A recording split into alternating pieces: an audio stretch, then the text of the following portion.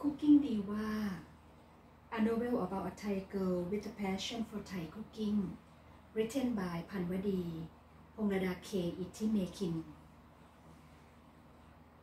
Episode 25. Today is an auspicious day. I'm here to ask for the hand of your daughter. Grandmother was in a purple Thai dress. The old lady and both her grandsons had come to meet Pramira's parents at their house. Chadisha was immaculate in a white shirt and grey slacks. Danuthon was smart and handsome in a light blue shirt and black slacks. They both wore neckties that matched the colors of their shirts. Their arrival was previously arranged, so there was no surprise to the owner of the house. Although the arrival was not occasioned, the purpose of such was not yet really clear. Who would get engaged and married to their daughter was still a puzzle. Mr. Pawan looked oppressed. He looked at his wife before he mumbled with hesitation. Please tell me for whom you would like to ask for the hand of my daughter. It would be for my grandson, Danuthon. He would like to ask for the hand of your daughter. Yes, I want to marry her. I don't know what my daughter will say about this. Let me ask her before I give you the answer. Madame proudly smiled, said with hesitation. She had never known Danuthon before. All she really knew about this young man was that he was one of Chaitisha's cousins, but Pramira had never said who she was in love with. Between Chaitisha and Danuthon. Please go ask your daughter. Do not make grandmother wait too long. Mr. Pawan told his wife. Do not worry, we can wait. Please have some tea and desserts. I will be right back. She then went upstairs to her daughter's bedroom. Everyone smiled softly. They all had tea and desserts except Danuthon. He was filled with anticipation. He hoped that Pramira would consider his proposal. When the mother and the daughter were alone in the bedroom, she asked her daughter, Danuthon is here to ask you to marry him. Do you love him? She gave it a thought. Then she replied confidently, Yes, I do. Pramira told her mother her true feelings. She had been thinking very carefully about her feeling towards the two gentlemen for some time already. She had concluded to herself that she had loved Danuthon. He was not as perfect a gentleman like his cousin, but he was everything to her. He could be her life partner and a friend who could help solve all the problems in her life. Most importantly, she felt happy when she was with him. She would be a lucky girl if she would marry him, as he would forever make her smile. I will tell them that you accept his proposal.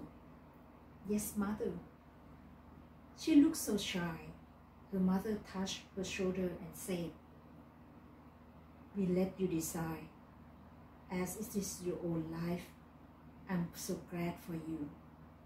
Although proud Ismail had left the room, The trace of perfume odor was still reeking all over the room. Pramila smiled and said to herself, "We have known each other for only a short time, but I trust you. I think you are the right man for me."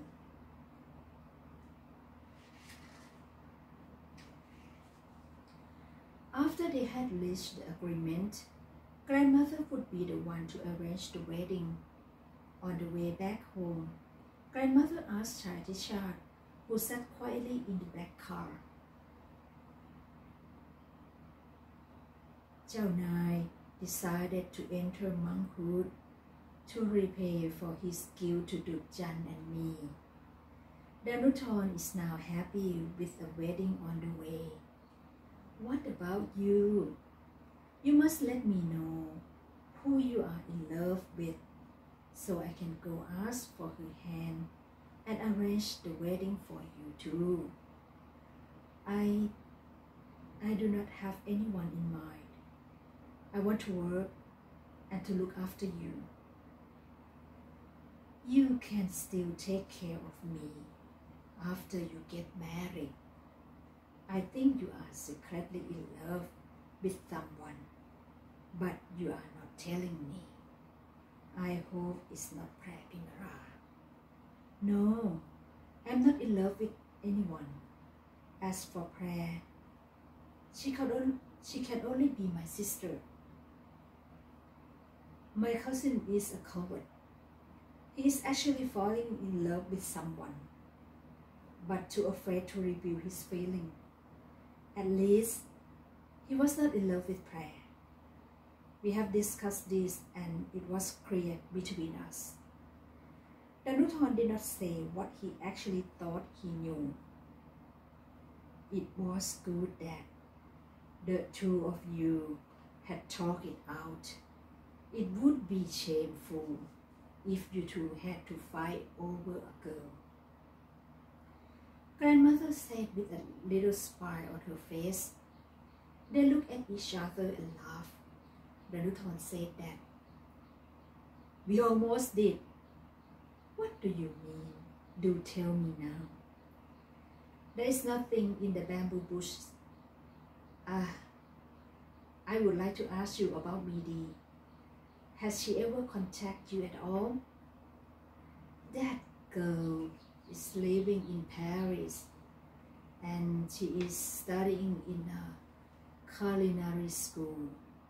She wrote me letters every month. She also works at a Thai restaurant too. She is a good girl. I think she will have a bright future. She wanted to make her dream come true. She has the determination to succeed. But what is her ambition?" "Midi wanted to own a small restaurant. That girl wanted her family to be happy and live comfortably. I think she can do it." "Kun Ya, you sure have confidence in this girl?" Shadisha said sarcastically. "Midi is like me when I was her age. We have determination to be successful in what we love to do. Like grandmother, like granddaughter." Danuton smiled. Certainly. Grandmother was pondering over something while she sat quietly all the way back to Wachila Place. Shadisha thought that grandmother missed Midi because she had been very close to her. He himself also missed her very much, but he never let it show. Danuton understood his older cousin, who always betrayed his own feelings. The lips belied the mind that was Chai Atishar. 1 year later, Danuton and Pramila got married and had twins. Both were girls. Pramila's parents had moved to Chiang Mai, They had lived very happily together. Danuton and his family came to visit grandmother at Wachira Place. Grandmother was so glad to see all of them. They were in the living room. As Richard adored the twins, grandmother said to him, "When are you going to have your own kid?" "I will adopt. I have learned my lesson. Whenever I think of her, I feel so sad. She gave me her heart as she loves me." Everyone was still surprised that Duchan had the same blood group as grandmother. It was very rare. There was only 2% of this AB blood group. Luckily, Duchan's heart was suitable for grandmother. With the new heart, grandmother had become a strong and healthy old lady. She was 81 years old, but her back was still straight when she walked. Richard had made sure that grandmother had proper diet and had exercised regularly.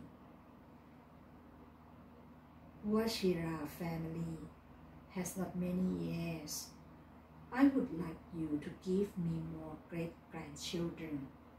I will die peacefully if you are married and have an heir. Richard did not say a word to his grandmother. That night, he could not sleep. All he thought about was that girl, Middy. He missed her so much. He kept on asking the same question to himself. If he had to marry someone, should it be out of love or out of marriage of convenience to produce an heir? Richard had worked hard as usual. He had been running the condominium in Pattaya and the restaurant in Bangkok. He had hired a new assistant chef to replace Middy.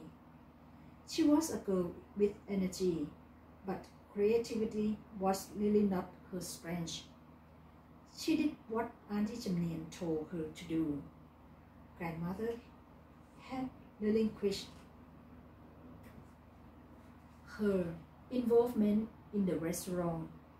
Her time was all spent in Dharma activities. One day, when Richard came in the office, he found a white envelope on his desk. He then opened it. He mumbled to himself when he had finished reading the card. Nanbun is going into monkhood. His sister must certainly come back to join the rite. Richard had been thinking for a while whether or not he should go. It was just something that was so hard for him to decide. Finally, he had come to a conclusion. He would go to see her for the last time. After that, he would never think of her anymore. He would start a new life without her. Richard flew to Khon Kaen. Upon arrival, he rented a car and drove to Chiang Khan, Loi. After he had checked in at an old hotel, he went sightseeing around town. He walked past one small restaurant in an old row house. It was lovely with all colorful flowers in front of it, and its name was Middy. He decided to walk inside. A pretty girl in a local dress came to welcome him with a smile. "Welcome to Middy restaurant. How may I help you? We have Thai Isan menu for you to order."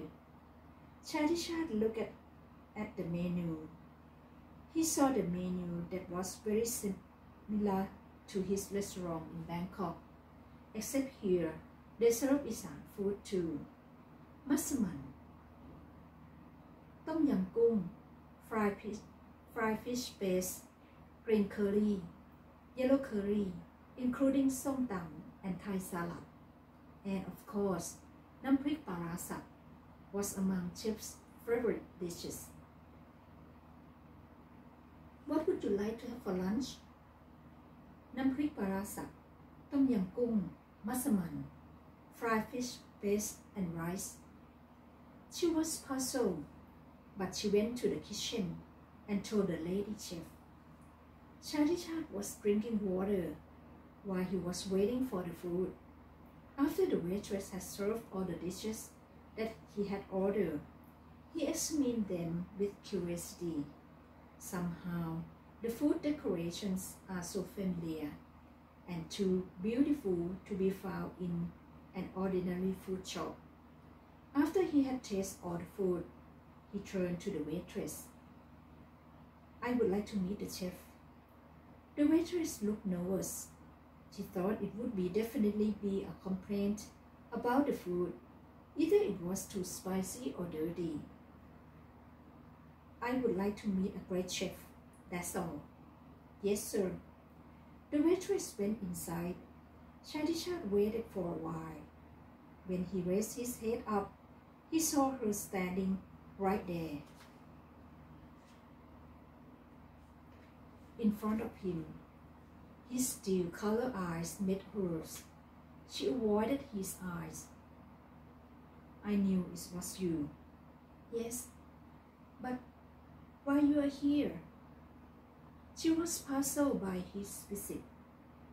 Your brother invited me here. Did Nanwood invite you? How you two have known each other? I asked him not to tell anyone. I had met him when he came to see you at the restaurant. I knew that he needed money for his tuition fee, so I gave him my money. How could you trust a stranger? I helped him as he is your brother. I told him that you work hard to support the family. He should be a good boy. He understood and promised me he would do the best he could.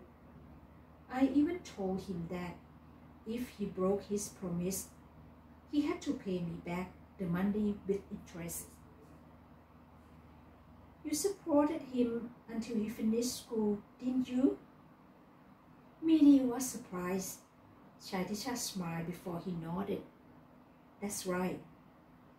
And you come here to ask for a repayment of a debt? She was pale. Why? Do you want to repay for him? We have to talk. Shall we go to a quiet place to talk? Minnie hesitated. The restaurant will be closed at 2 o'clock. Then I can go with you. Good. I will wait. Minnie had looked at all the food on the table. He ate very little. She always gave leftovers to stray dogs. How lucky the dogs are today. Minnie rode a bicycle with Chad sitting on the back seat. When they reached the Mekong River, Minnie parked her bicycle under a big tree. They were standing before the beautiful view of the river. I would like you to work with me again, but I can't. I have my own restaurant here. I will pay you more than the income you earn from your restaurant. I don't want it. Minnie insisted. Chad was quiet for a while before he decided to speak again. I came here to tell you that. He paused with hesitation. Minnie was waiting to hear what he was going to tell her.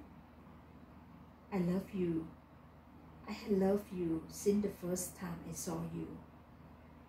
What will you say if I ask you to marry me? It is impossible. You know that. I was previously married. I don't care anymore. We will start our new life together. I will forget your past. I accept you for who you are. But if you still cannot forget your first love, I understand. But I hope that one day you will love me as I love you. Oh, please give me time to think. Minnie was not sure that she loved him. She needed time. Okay, I will wait. Shall we go? Minnie gave him a ride to the hotel. She rode her bicycle back to her restaurant with pounding heart